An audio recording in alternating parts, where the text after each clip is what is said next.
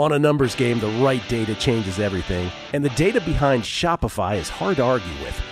Millions of businesses worldwide run on it, including our own VSiN store. When we launched, Shopify's templates and AI tools got us live fast. Professional looking from day one.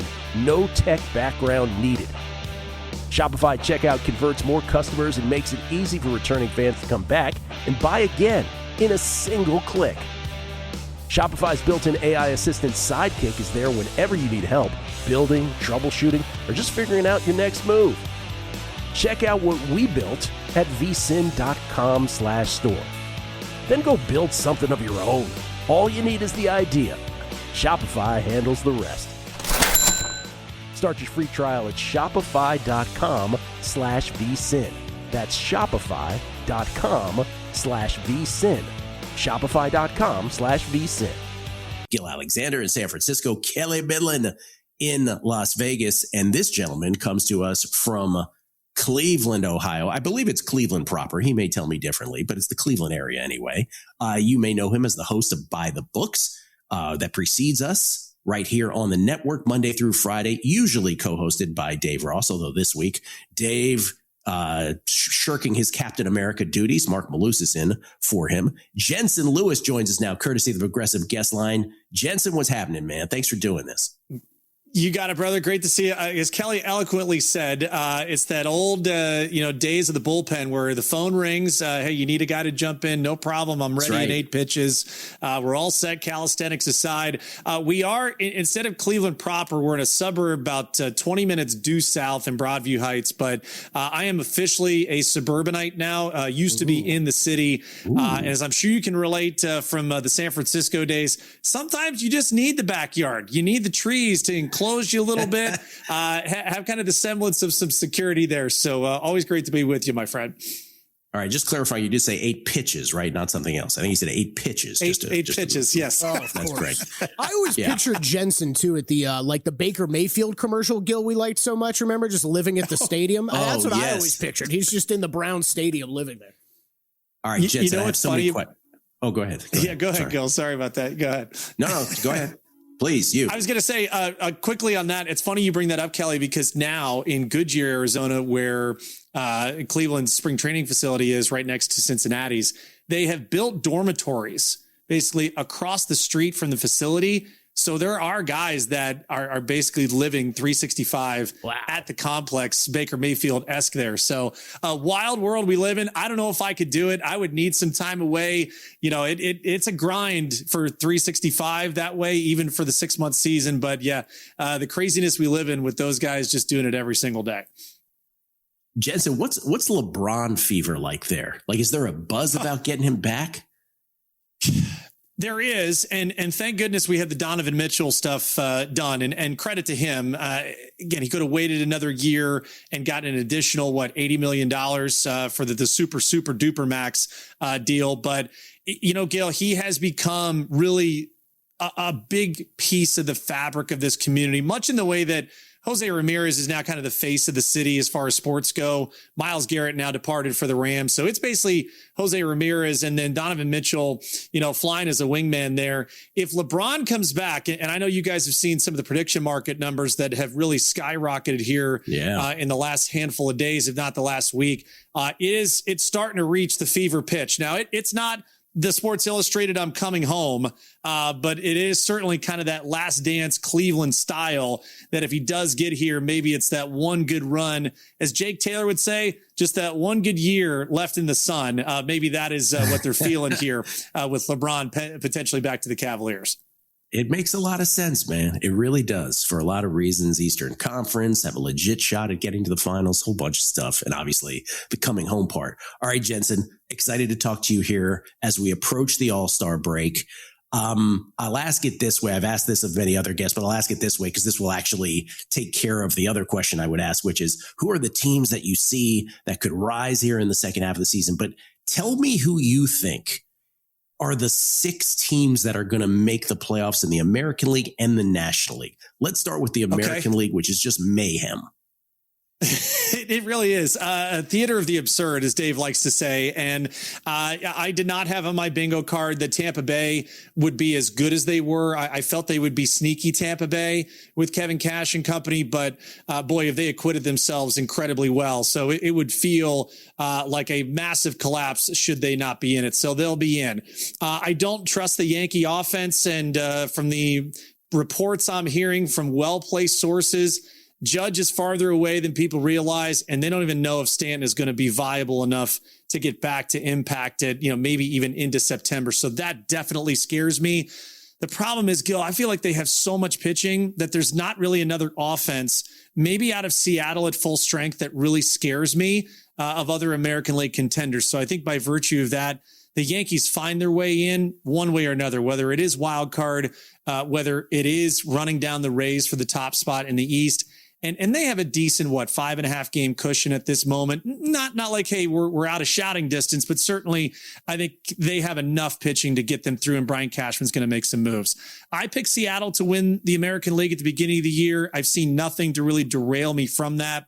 And I think the scary part, Gil, is they have not really hit on all cylinders yet. If you were to tell me that Cal Raleigh has been this bad for this long and they're still a couple of games over 500, I would have said you're kind of nuts, but that's just kind of the way they are. They've got the deepest pitching, top to bottom, when healthy. I think Seattle's in as well. So Tampa, the Yankees, the Mariners. I love the staying power of the White Sox. And from what I'm hearing, Gil, they are primed to make a big move and maybe swing for the fences as a blockbuster move candidate at the trade deadline. Now, that's the caveat I'll give you, because so many teams are still alive, and I don't think anyone's selling until the very last minute.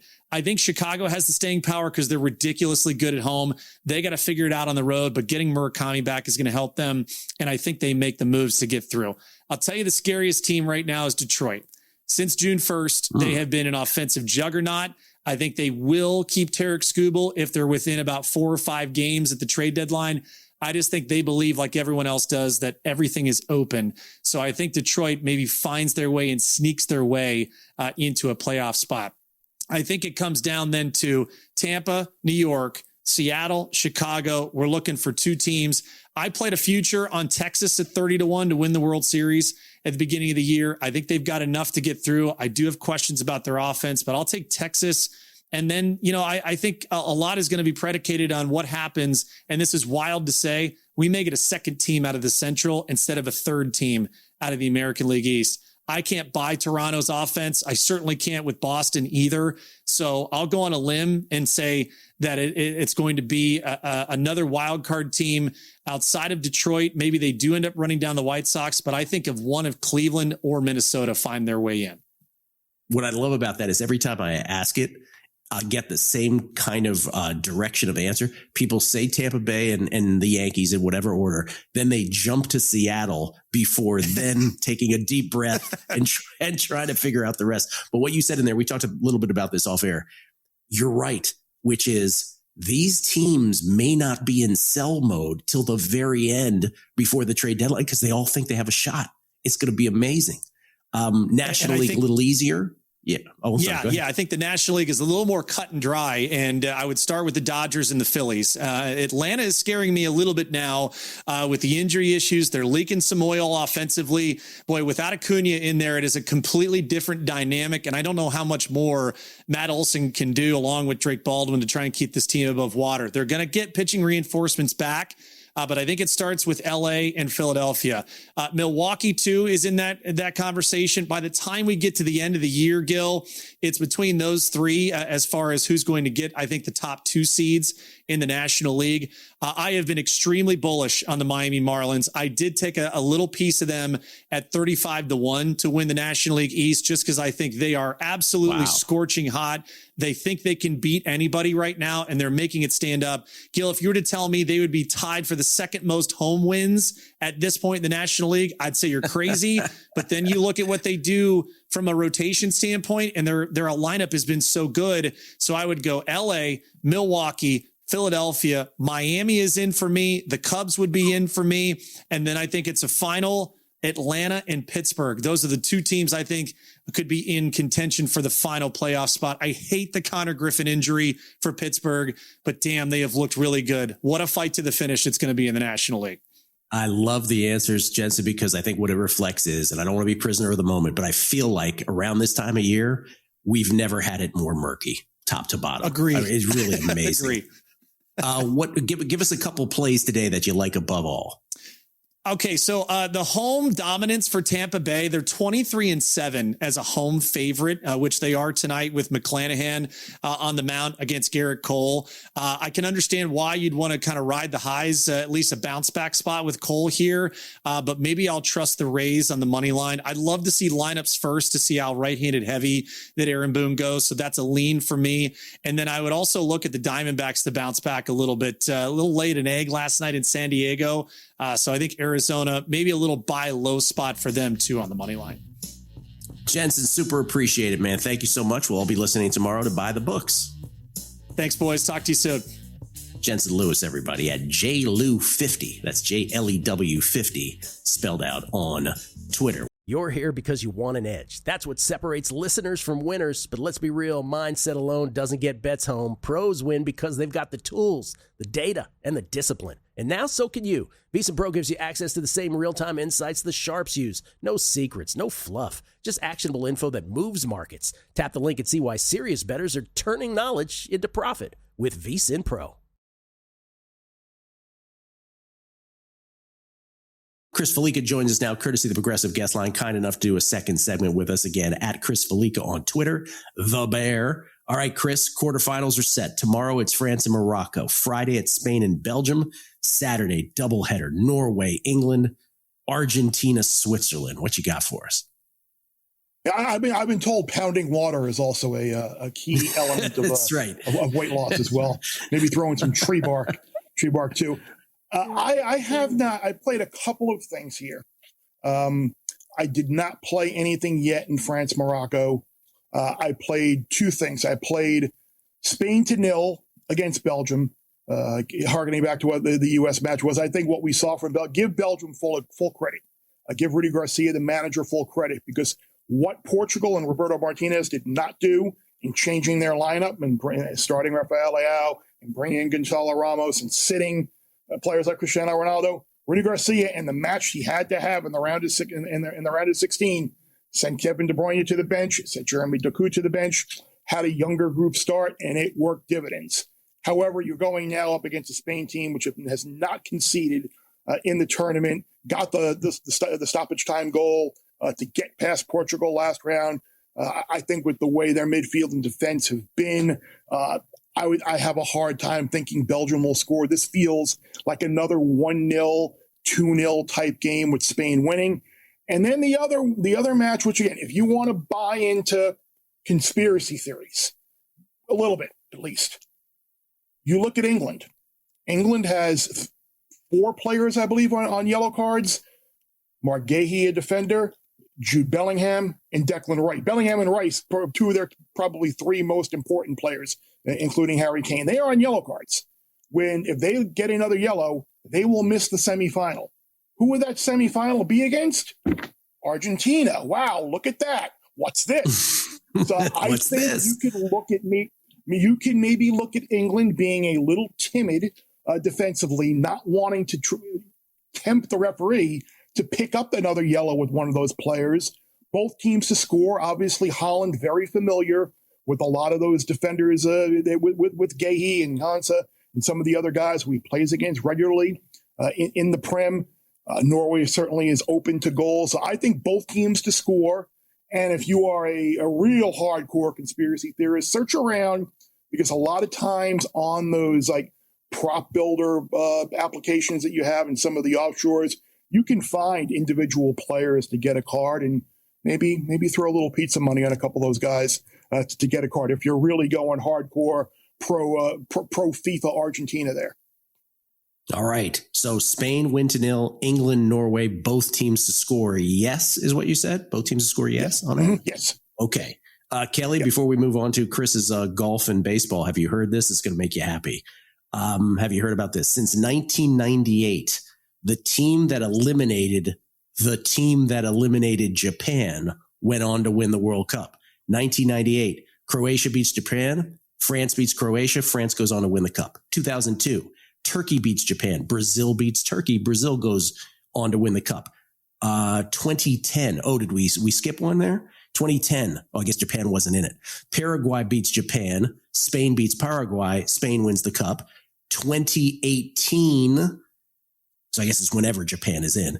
Belgium beats Japan. France beats Belgium. France wins the cup. 2022, Croatia beats Japan. Argentina beats Croatia. Argentina wins the cup. This year, Brazil beats Japan. Norway beats Brazil. Norway should win the cup based on that. Just lock it in, man. Just lock it in. Let's go. Actually, wait, I have a real question for Chris. I like your both teams to score bet on that, but I'm going to be betting some Norway. Do you think, is it better the half goal or the double chance, or should I play Norway to advance?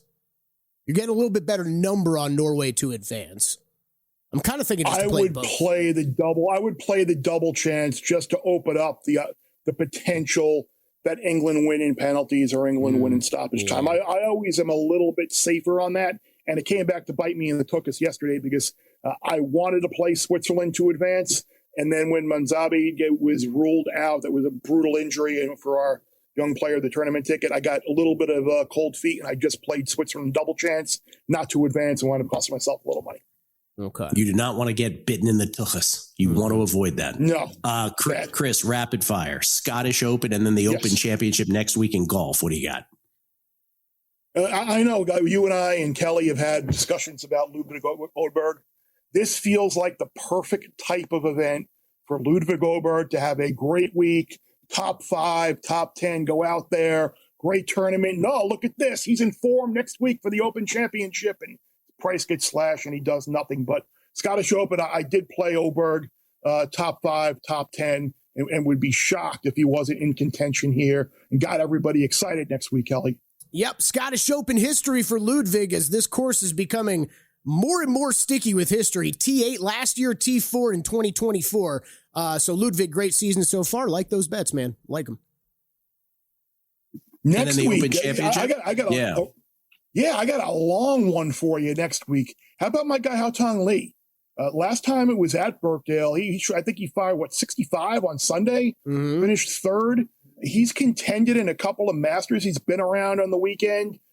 I saw him like 200 to 1 to win, which certainly leaves to some really juicy derivatives for top 10, top 20, things like that. But he's his story's well noted.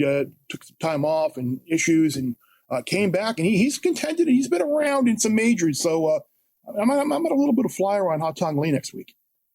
Yeah. To win it all or top 5, top 10? I'll throw a couple of bucks on him to win it all. Just 200 to 1. Okay. Shoot, why not?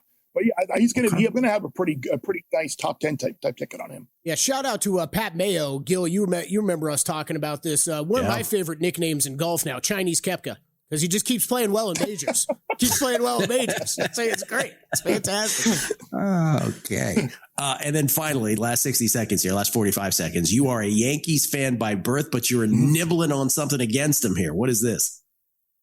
Yeah, Will and I talked about this on Should Have Bet More the other day. 13 to 1 on the Yankees to miss the playoffs. I mean, I know they have a pretty decent size cushion in the wild card, but you need to see a little bit more from Cole. Schlittler obviously has been it, but when do they get Rodon back? When do they get Fried back? When do they get Judge back? Stanton, like who the heck knows? Their lineup is terrible. Not out of the realm of possibility that they sitting there the final couple of days of September right there in a wild card battle. So 13 to 1, why not? Yeah, they got a 5.5 game cushion right now to be bounced out to the outside looking in. But there you go. From a Yankees fan, nibbling a little on the miss the playoffs at 13 to 1. We can hate watch them. Why not? We'll all hate watch them together every night on the chat. You enjoy that. I've noticed that about you with the Yankees. Absolutely. Chris Felique, everybody. Thank you, Chris. Appreciate it, man. And Pat Monafort, long overdue shout out to Todd Wishnev and his Discord page, and frankly, to all the new friends that I've been able to make on Discord. Moreover, I have learned so much more about analytics and proper betting via the live action. and being able to play dogs like the Rockies last night. LFG, thank you, Todd, for creating such a wonderful community. And ladies and gentlemen, without further ado, the great Todd Wishnev, star of Wishnev Wednesdays, the Showtime docuseries Action, and of course, the Beating the Book Megapod. He joins us now from Pittsburgh, PA. What's happening, Toddy? By the way, one other thing I forgot to write on, like, things you might want to talk about today, is something I want to talk about, and that is Belgium versus the United States of America. And this is something that reminds me of when the Celtics rolled out 4 guys who should play shortstop in the Dominican Republic and pretended that that was a playoff NBA team. Now, I didn't know that much about the NBA because I don't watch it all day long, and I don't know a damn thing about soccer, but I have watched enough of it, so I'm not a total novice. I know what 90 minutes and extra time means and blah, and blah. However, I do know that when one team is considered a top 10 team, and they have guys that I've even heard of, like Kevin De Bruyne or Lukaku, that are coming off the bench, this means they're a real team. Now, it doesn't mean they're going to win it all. No, but it's a real team. Now, one other thing I know is the United States of America are hype monsters. This whole country is about hype. Hype. Not substance, hype. So what happened? We had all this nonsensical hype. Oh, the United States, we're great. Now all of a sudden we can win at soccer too. Oh, we're fantastic. Oh my God. Now we're favored. And then we get the whole red card nonsense, which I won't even go into, but I will laugh that the Knicks only lost 1 game. And I will say that how can a top 10 team be plus 114 to advance against a hype monster team? And I did something right in soccer. My all-time record in soccer World Cup, just so you know, is like 2-574. However, I did know to play Belgium plus 114 because this is really about betting. It's just like that Mayweather against the other guy. Whenever you have this hype monster nonsense and 95% of the team, we even see it in the NFL. Oh my God, 4 offensive linemen are out for the Cowboys. They'll never be able to beat the Jets. It's impossible. Nobody knows how good the backup offensive linemen are, and the Cowboys win 37-3. We see this in gambling all the time. Now, it doesn't happen every day, but once in a while, you get these ridiculous situations, and you have to pounce on them. And I'm proud of myself that I did something right for a change. Belgium! There you go, Todd. Hey.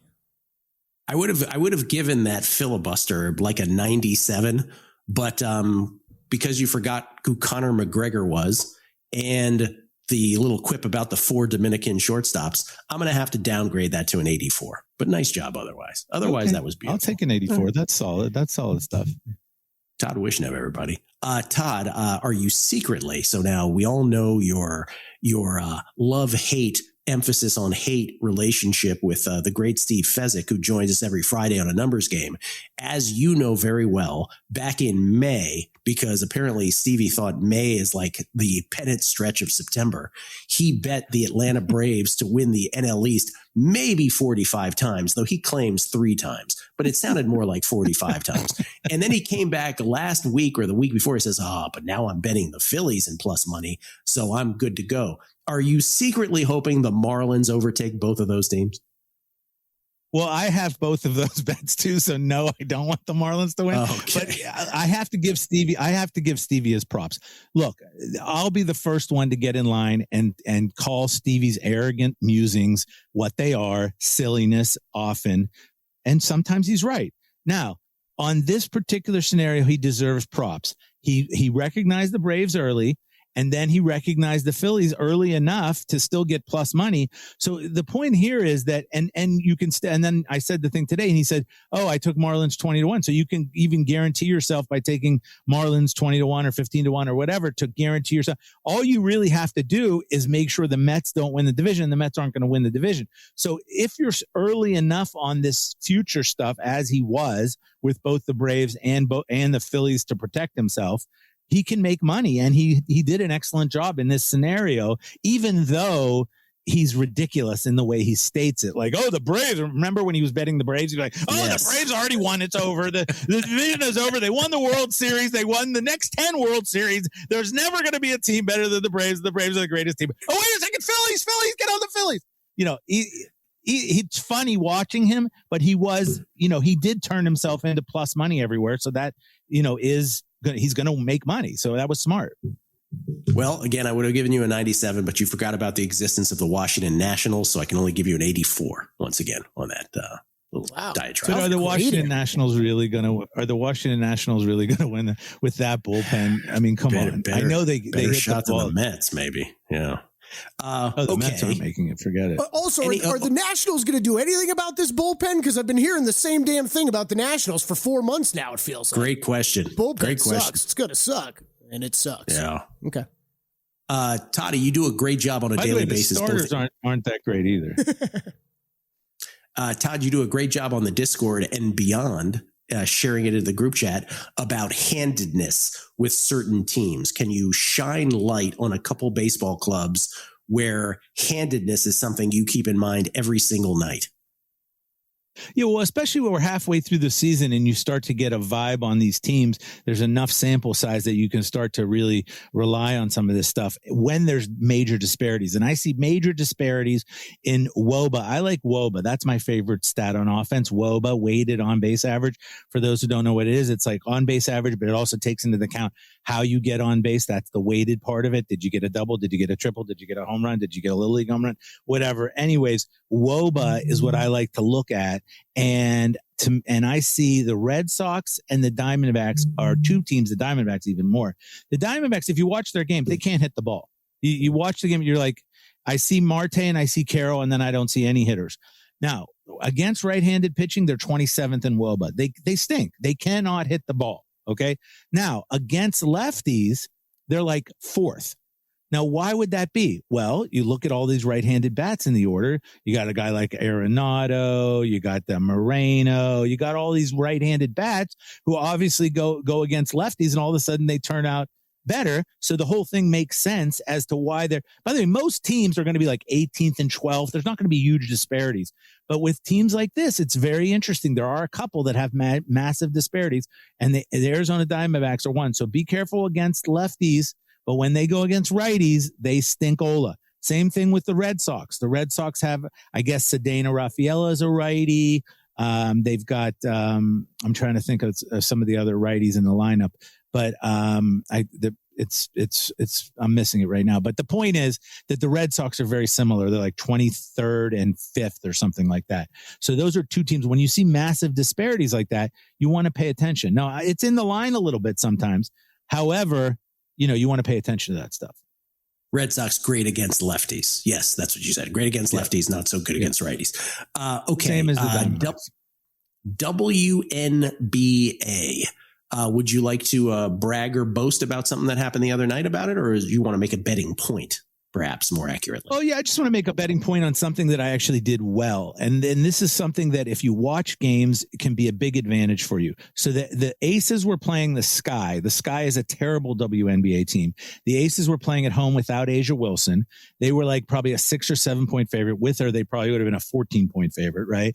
They were winning like 81 to, I don't know, like 74 or something. They were just going through the motions. And then when the game got tight, they couldn't score. Jackie Young was really the only one who could score. Chelsea Gray couldn't score. And the big girls inside couldn't do anything. And you start to realize, wait a second, this is not the Ace with A'ja Wilson. They're just so much better on offense. They can't score when teams lock down without A'ja Wilson. So now the next game, they're playing the Fever. They're a 2.5 point favorite against the Fever at home. And I'm watching the game now. The Fever are better. Okay, I'm going to say something.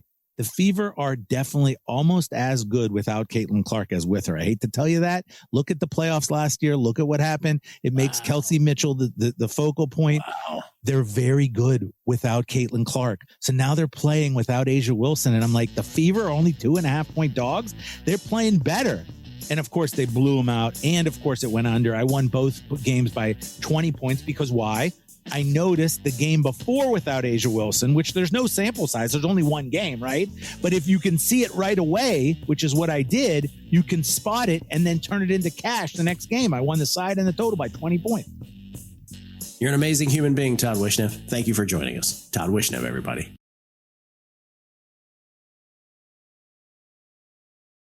I like to call the best basketball bet of the day or handicapping tip of the day from Kelly Bidlin. Kelly, you're on. It's sad news, Gil Alexander. Most people are not going to think about this, but Tim Bontemps from ESPN has accepted a front office job with the Atlanta Hawks. Therefore, no more straw polls. I'm assuming, I cannot imagine he's going to continue to do that. Yes, no more MVP straw polls from the great Tim Bontemps. So this is that's a massive betting thing for those of us that love to bet awards throughout the season. Let's bring Paul Sporer in for this. Paul Sporer talk Major League Baseball with us from Fangraphs, of course, Sleeper in the Bus podcast. Baseball, obviously an analytics revolution many years ago. What do you think about NBA teams, Paul, hiring TV analytics guys or people who are like NBA hardos, if not analytics guys, into their front offices? Does that sound appealing to you? Do you think it works out? Do you think it's good reasoning? I think it can be. I think the right guy or gal can be found on television, right? They can work in television. We see people go into TV when they're in between jobs, when it's coaching, right? Or managing. So I think it can be there, right? With the stats revolution, you clearly don't need to have played the game at a high level anymore. And I happen to agree with that as a giant dweeb who didn't play at a high level and who, I feel like I know a decent bit. I don't know as much as the people in the game, though. I understand where my limits are. But some of these people do. Like if a Zach Lowe got hired by a team, I certainly wouldn't be like, oh, that's crazy. John Hollinger did that. Didn't he go from writing to TV, to team? So I think it can absolutely work. It's just person dependent. I don't think being on TV precludes you from that. Now, if somebody were to hire Stephen A to do literally anything for their team, that's like pulling Hegseth off to do stuff, right? Like there are limits to this. There can be bad moves, but I don't think Bontemps being there on television precludes him from being a quality candidate. I'm pretty sure that if the Lakers hired Stephen A, boy, a lot of changes would be afoot. You know what I mean, Kelly Bidlin? Well, a lot of changes. There to whoop his ass anymore, so that would help. Yeah. Oh, the perfect answer by Paul, though. I completely agree with all of that. There are examples, both good and bad. All right, Paul. Yeah, home stretch. 5 games or 5 days left, I should say, till the All-Star break. First of all, do you relish the All-Star break? Do you need that sort of, exhale? Do you love the home run derby as well? I'm okay with the home run derby. I will say it really jumped back for me with the Todd Frazier one. That was the first timed one. They're getting rid of the timer this year. I don't automatically think it's going to go back to being bad, but those 3-hour slogs where it was just Berman saying back 264,000 times were unwatchable dreck. I thought the timer really did bring it back, and it's been great for a little while now. I'm eager to see what they do. It's something I'll watch, but maybe not this year because it's on Netflix. I'm not signing up for that crap just to watch the home run derby. Sorry if they're a sponsor. There it is. That's what I was looking for right there at the end. By the way, are they doing timer this year? Aren't they switching the format again? They got rid of the timer. So that's my little concern is that they got rid of the timer because I thought that was exactly what brought it back. I still remember that one. Oh. Me and my buddies, we always watch it anyway, even when it sucked, but we would just kind of roast it. That one, we were so dialed in. We were having such a great time. And from that Todd Frazier one on, it's been engaging again. They brought it back. I'm a little bit nervous getting rid of the timer. Let's see what they do though on Monday. Paulie not getting no damn Netflix for that. No, absolutely not. I'll pirate the hell out of that. Come get all me. Right. Let us fast forward to I'll be arrested next week, by the way. Late September. What'd you say? I said I'm gonna be arrested next week because I said come get me. I'm gonna pirate that. That's right. Sorry, go ahead. Fired up Paul Sporer the past 2 months, Gil. I don't know. It's amazing. It's just amazing. Yeah. Thanks. I'm glad you guys enjoy it. Let's fast forward to late September. It's the home stretch. We're heading into the postseason. Give me the biggest headlines in baseball that we are most likely not to be able to anticipate right now. What do you think the biggest headlines are? Rays fighting for a playoff spot. Braves fighting for a playoff spot. And I'm going full homer, baby. Tigers comfortably in a playoff spot. Whoa. Comfortably in a playoff spot. Comfortably. Wow. 3-4 games, handful of games. If you're talking last week there, it doesn't have to be 10-game lead, but I think they're playing so much better. I mean, I watch every Tigers game. I'm totally biased for the Tigers. Everyone knows that, but best record since June 1st too. I'm not blowing total smoke here, right? Like this was a team that had high expectations. They have been playing the right way the last month plus. I don't think they're going to trade Skubal if they're in the mix. The AL sucks. Everything is there for them to pull the rabbit this year. Remember, they got the rabbit pulled upon them with a comfortable lead and lost it. So yeah, I think Braves and Rays fighting for a spot and losing their perches, and the Tigers in the mix. Those will be late September headlines that would certainly shock us right now. By the way, Paul is right, because for the Marlins fans out there who are like, wait, we have the best record since June 1st. Close. Tigers have the best AL record, I believe, since June 1st. AL, excuse me. Yeah. Sorry, Marlins fans. That's all right. Okay. So wait, let me drill down on this a little bit, because if you look at the FanGraphs projections right now, or at least I looked at them yesterday, it is like the American League is a disaster. Like they've got the AL Central winner at 500. They have another wild card team exactly at 500. Like it's really bad. So you do not believe we are going to have a 500 or worse division winner when all is said and done?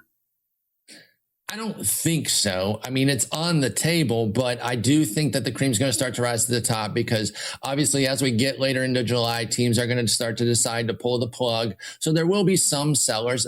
It could be a tight market because every team's in it till the very end there. That's happened before, but I do think we'll start to see the cream rise to the top. Those bad teams will fall off a bit more, give you a few more easy wins, and a handful of games over 500 for the AL Central winner, even if it's not my beloved Tigers. Most surprising AL or NL playoff team, non-Tigers category will be the... Oh, man, I want to say Pirates, but Connor Griffin going out is really tough. I'll stick with it anyway. Say Pirates, because one player, while important, is not game-changing as much in baseball as it is other sports. Now, this pairs with Horwitz and O'Neill Cruz being out, so it isn't just one player. But I'm not killing them because Connor Griffin's out 8 to 10 weeks after today. I think they can sustain this, especially if they go out and add. The American League and National League Rookies of the Year will be... Boy, I think McGonagall's going to take it in the American League. I know that's, and again, I don't even think that one's Homer. I don't know anybody that would necessarily disagree with me there. I'm trying to think. So who are the NL candidates right now off the dome? It's been such a rich class. I love what Weatherholt's been doing. I think he's got a great chance to do it.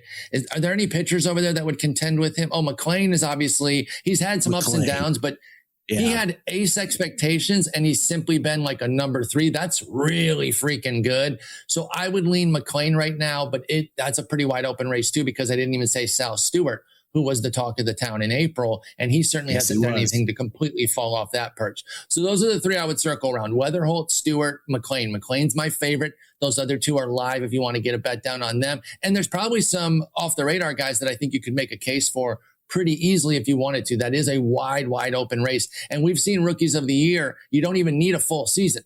So it can be somebody who isn't even doing a whole lot yet. Maybe not somebody who hasn't debuted, but somebody who hasn't done a whole lot yet that has a big summer, like a Carson Bench. I guess Bench has been all right, but I'm trying to think of somebody who's maybe a little bit down the board. They could pop off. What if Bryce Eldridge? He's been a little bit lighter on the volume. If he stays this hot in San Francisco, I think he could get into the mix. So I got the 3 favorites there, but then there are some underdogs that you could take a shot for. Yeah. Bryce Eldridge got a little bit of a late start, but he is in the mix there for a National League Rookie of the Year. Paul, have a great final 5 days before the All-Star break. I won't be here next week, but they'll talk to you next week. Obviously, talk some Major League Baseball, and have a great weekend. Appreciate it. All right. He'll be on the road. Take care, Paul Sporer, everybody.